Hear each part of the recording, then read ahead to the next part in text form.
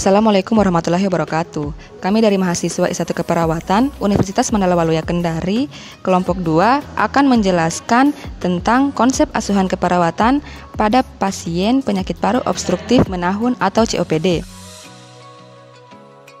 Pada konsep asuhan keperawatan, terdapat sebuah kasus, yaitu pada pasien laki-laki usia 50 tahun telah didiagnosa medis penyakit paru obstruktif menahun atau COPD.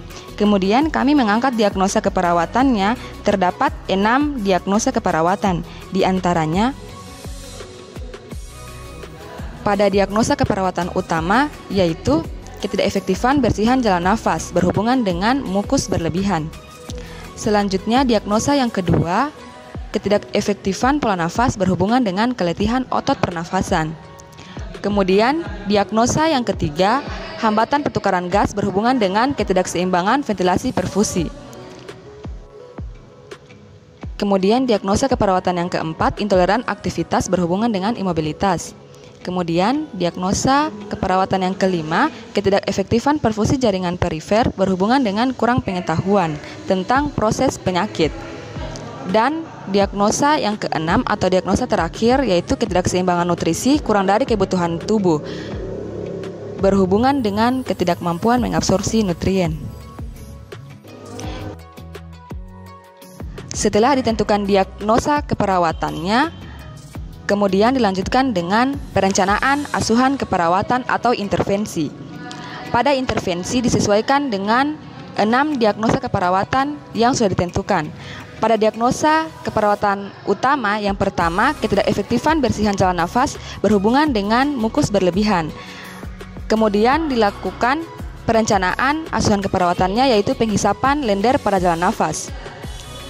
Untuk diagnosa keperawatan yang kedua, ketidakefektifan pola nafas berhubungan dengan keletihan otot pernafasan, dilakukan perencanaan asuhan keperawatan, yaitu manajemen jalan nafas.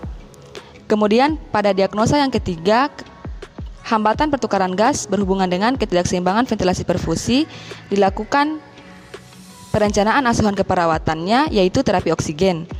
Kemudian pada diagnosa keperawatan yang keempat, intoleran aktivitas berhubungan dengan imobilitas, dilakukan perencanaan asuhan keperawatan, yaitu terapi aktivitas. Pada diagnosa yang kelima, ketidakefektifan perfusi jaringan perifer berhubungan dengan kurang pengetahuan tentang proses penyakit, dilakukan perencanaan asuhan keperawatannya, yaitu perawatan sirkulasi dan manajemen sensasi perifer. Kemudian untuk diagnosa keperawatan yang keenam, yaitu ketidakseimbangan nutrisi kurang dari kebutuhan tubuh berhubungan dengan ketidakmampuan mengabsorpsi nutrien, dilakukan perencanaan asuhan keperawatannya, yaitu manajemen nutrisi dan monitor nutrisi. Selanjutnya, setelah dilakukan perencanaan asuhan keperawatan atau intervensi, dilanjutkan dengan melakukan tindakan asuhan keperawatan atau implementasi. Untuk implementasinya disesuaikan pada perencanaan asuhan keperawatan yang sesuai dengan 6 diagnosa yang sudah ditentukan.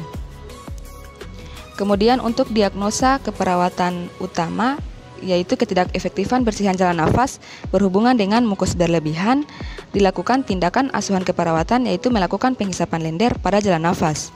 Untuk diagnosa keperawatan kedua, ketidakefektifan pola nafas berhubungan dengan keletihan otot bantu pernafasan, dilakukan tindakan asuhan keperawatan, yaitu melakukan manajemen jalan nafas.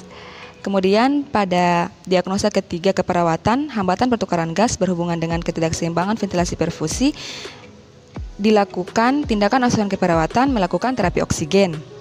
Kemudian pada diagnosa yang keempat, keperawatan, intoleran aktivitas berhubungan dengan imobilitas, dilakukan tindakan asuhan keperawatan, yaitu melakukan terapi aktivitas. Pada diagnosa keperawatan ketidakefektifan perfusi jaringan perifer berhubungan dengan kurang pengetahuan tentang proses penyakit, dilakukan tindakan asuhan keperawatan, yaitu melakukan perawatan sirkulasi dan melakukan manajemen sensasi perifer. Pada diagnosa keperawatan yang terakhir, ketidakseimbangan nutrisi kurang dari kebutuhan tubuh berhubungan dengan ketidakmampuan mengabsorpsi nutrien, dilakukan tindakan asuhan keperawatan, yaitu melakukan manajemen nutrisi dan melakukan monitor nutrisi. Setelah dilakukan perencanaan asuhan keperawatan dan tindakan asuhan keperawatan, didapatkan evaluasi pada diagnosa pertama, yaitu ketidakefektifan bersihan jalan napas belum teratasi, dan diagnosa keperawatan kedua yaitu ketidakefektifan pola napas belum teratasi. Diagnosa ketiga yaitu hambatan pertukaran gas belum teratasi. Diagnosa keempat yaitu intoleran aktivitas belum teratasi. Kemudian pada diagnosa kelima yaitu ketidakefektifan perfusi jaringan perifer belum teratasi. Diagnosa keperawatan keenam yaitu ketidakseimbangan nutrisi kurang dari kebutuhan tubuh belum teratasi.